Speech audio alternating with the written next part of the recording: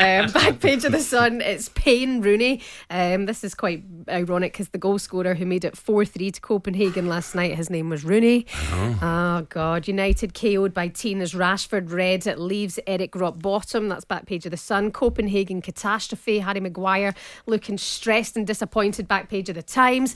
Express going for blunderful Copenhagen, and Rashford, that picture of him almost smiling like what the heck is happening as he's sent off. Blunderful Copenhagen. Rashford annoyed. And also back page of the Mail going for rash tackle, and that still image of Marcus Rashford stamping on the Copenhagen player. However, it's the still image. It's not what it looked like in real time. Shebahn, it's so frustrating because I just think back to like when I used to play. That would happen every day in training, and it wouldn't even hurt.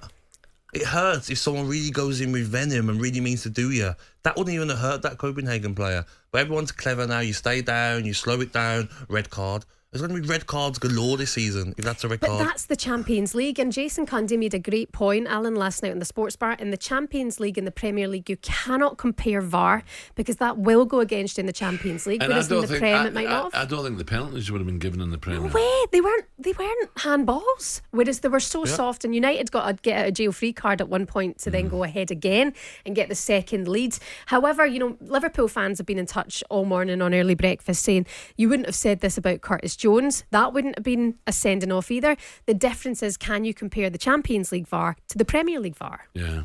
You know? No. It's just frustrating, honestly, because Rashford was like, what? You're confused as a player. You're like, what? And the still shots show him his eyes are in contact with the ball. He's not looking at the Do you know whatever Ten Hag says, like, you can see he's raging, but he's got to look at his defenders as well and say, come on, especially at that far post. Bang out of order. Rubbish. So actually, just on that subject, because we are blaming VAR this morning for Marcus Rashford being sent off, and that does feel like a bit of an injustice, right? But what could he have done when you are then falling behind, you're down to 10 men, when you had the lead to actually get a win last night? What would he have done? I think what he did do when they went down to 10 men is at half time, Amrabat come on for Eriksen. That was the right decision. He did that, but they're very soft, Manchester United, the way they conceded 2 quick goals. I did feel that he got his starting team right. It's not hard, is it? Take Anthony off, Rashford on the right, Garnacho on the left, Højlund up front. It worked. Does Rashford want? Rashford, does he want to play in the night? Probably not, but he did. He looked like he was with the team yesterday, and he was up for it. It's not hard to play the right team. Anthony didn't deserve to start, didn't start, but the sub that he got wrong was Mason Mount on for Højlund. Yeah. You're against the run of play. You know what I mean? You need someone up front who's going to be able to run the channels, maybe Martial. So he got one sub right and one sub wrong. What about starting Johnny Evans? Varane, again on the bench once more. Do we think there's been another fallout there? No, he looked dodgy. He didn't look at it. No. Back page of the Sun, Saka croc scare. Bukayo Saka fired Arsenal to the verge of Champions League knockout before a leg issue saw him hobble off. Arsenal 2, Sevilla 0. It looks like they're going to go on and qualify. They need one more point from the next 2 games. Thomas Partey leaving, by all accounts. Oh, really? Interesting. Well, what about Bukayo Saka? It looks like he might have got a knock last night. Does he need rested up, Alan? Well, he will be. He will be now. I'm pretty sure he'll miss the weekend's game, probably. He'll miss England's game, then it should be okay. I hope. Do you know what winds me up though about Arsenal fans are getting wound up about it? You see 2 subs getting ready, Vieira, Nelson, and you're thinking, all right, Saka's going to come off. Rest him. Who comes off? Trossard, Martinelli. I think they were the 2 subs that come off.